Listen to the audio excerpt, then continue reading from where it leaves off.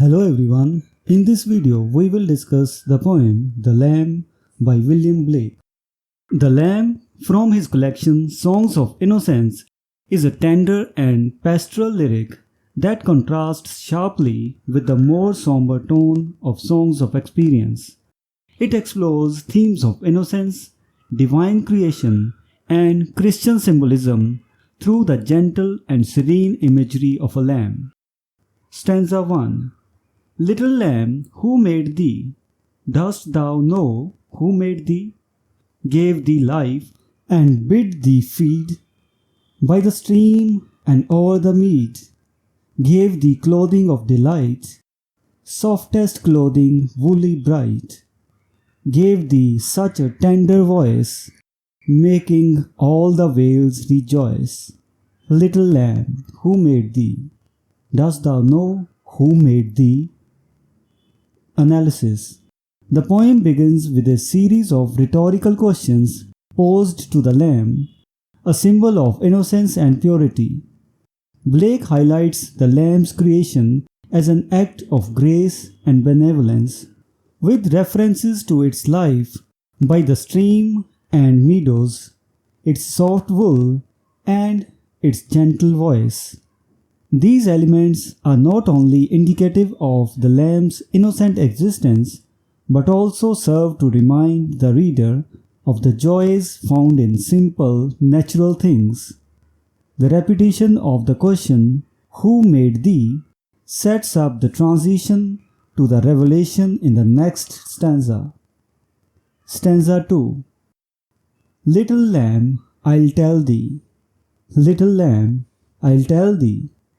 He is called by thy name, for he calls himself a lamb. He is meek and he is mild. He became a little child. I a child, thou a lamb. We are called by his name. Little lamb, God bless thee. Little lamb, God bless thee. Analysis. Here the speaker reveals the creator of the lamb to be Christ, often referred to in Christian theology as the Lamb of the God. The lines, "He is called by thy name, for he calls himself a lamb," emphasize the connection between the divine and the innocent.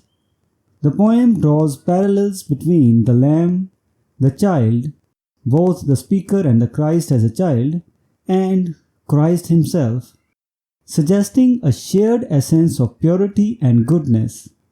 The poem concludes with a blessing, reinforcing the sacred and cherished nature of the lamb. Critical analysis. Themes: innocence and purity. Central to the poem is the concept of innocence as represented by the lamb, a traditional Christian symbol for purity and Jesus Christ himself.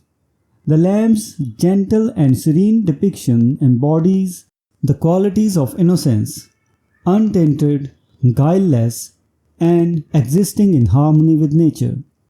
This presentation serves as an idealized version of creation where all beings live under the benevolent watch of a loving Creator. Theology and symbolism. The lamb is laden with Christian symbolism. The direct association of the lamb with Christ, who is described as having called himself a lamb and being meek and mild, reflects the theological concept of Jesus as both the sacrificial lamb and the shepherd of humanity. This duality enhances the poem's rich exploration of the connections between the divine and the innocent. Divine creation and providence. The poem articulates a universe meticulously crafted by a divine creator who creates intimately for all aspects of creation. This perspective is not merely about the physical creation of the lamb, but also extends to the nurturing aspects of its existence, its food, clothing, and its capacity to bring joy to its surroundings. Imagery and symbolism. The lamb. The image of the Lamb operates on multiple levels. It is at once a real lamb, a child, innocent and pure, and a symbol of Christ. This multifaceted symbol ties together the themes of innocence, divine love, and sacrificial purity. Nature as divine.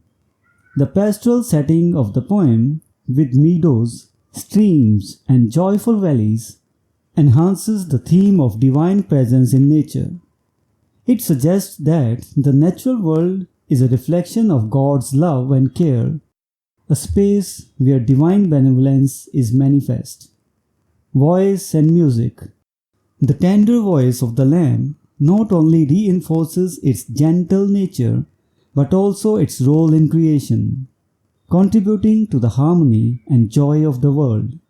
This aspect highlights the idea that innocence not only exists passively but actively contributes to the goodness of the world. Structure and form. The poem is structured as a series of rhymed couplets, creating a rhythmic and melodious quality that mimics nursery rhymes or children's songs. This choice of form is apt for the theme of innocence and effectively conveys a sense of simplicity and clarity. The repetitive and circular structure, beginning and ending with the focus on the Lamb, emphasizing the eternal nature of the themes discussed, innocence, creation, and divine presence, are timeless and cyclical. Philosophical and theological inquiry. Through its seemingly simple questions and answers, the poem delves into profound theological territory, exploring how divine qualities are imprinted in the innocent creations of the world. It challenges readers to see the divine in the everyday, to recognize the sacredness in the pure and the simple, and to reconsider their own relationship to innocence and purity. Comparison with other poems. The Tiger by William Blake. Similarities. Both The Lamb and the Tiger are from Blake's collections Songs of Innocence and Songs of Experience, respectively.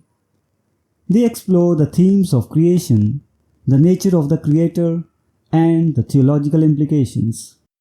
Both poems are structured around a series of questions that delve into the nature and origin of the creature being described.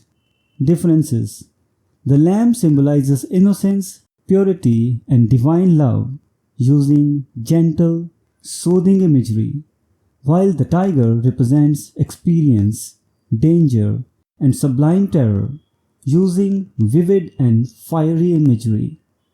The tone of the Lamb is comforting and nurturing, reflecting a simple and protective view of the world, whereas the tiger carries a tone of awe and existential dread, questioning the morality of the creator.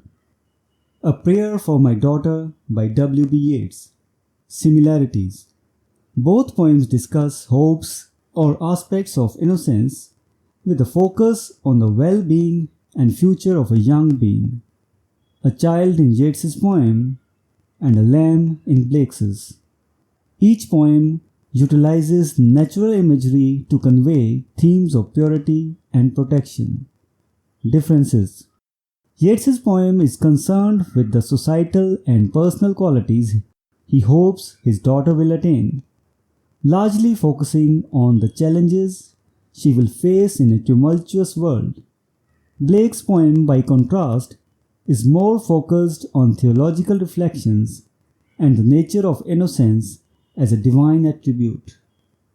The structure and approach of Yeats are more reflective and speculative about the future, whereas Blake's approach is didactic and centered on explaining theological concepts through a child's perspective.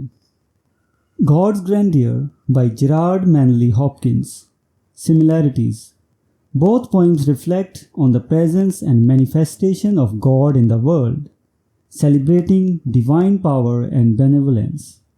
Hopkins and Blake use rich natural imagery to convey their spiritual themes, emphasizing the beauty and sanctity of the natural world as a reflection of God's glory.